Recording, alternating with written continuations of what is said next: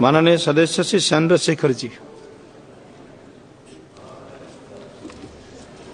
धन्यवाद सभापति जी कि आपने मुझे लैंडिंग बिल पे अपनी बात रखने का मौका दिया।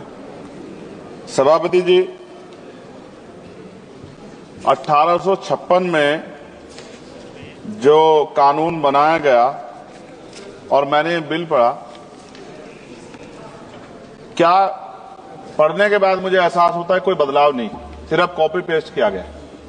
तो सरय लेने में और प्रचार करने में तो मौजूदा सरकार को मेडल अलग से देना चाहिए कि कॉपी पेस्ट कर दिया और सरय ले लिया कि ये हमने किया है।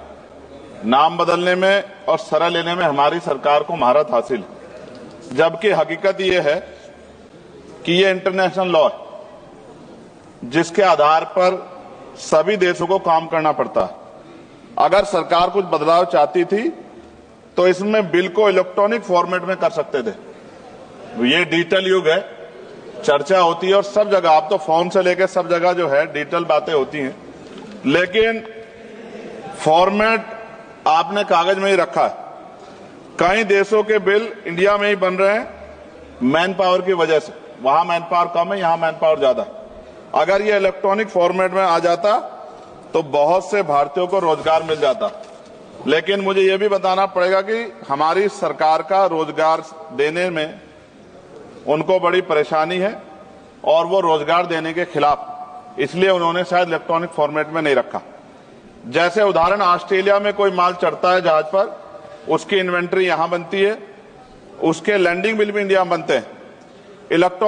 इलेक्ट्रॉनिक फॉर्मेट में कर देते तो उसका बैक एंड फॉर्मूला हमारे पास आ सकता था। इससे देश को फायदा होता और हमारे बहुत सारे लोगों को रोजगार मिलता। और राष्ट्रीय जलमार्ग 2016 कानून के तहत कई राष्ट्रीय जलमार्ग विकसित होने थे, परंतु अभी तक सभी नहीं बने।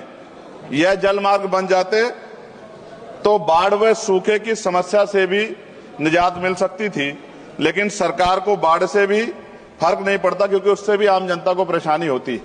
पेट्रोल और डीजल की जो खपत है, अगर ये बन जाए जलमार्ग तो बहुत फायदा जो है वो खपत कम हो सकती है और बहुत बड़ा फायदा हो सकता है।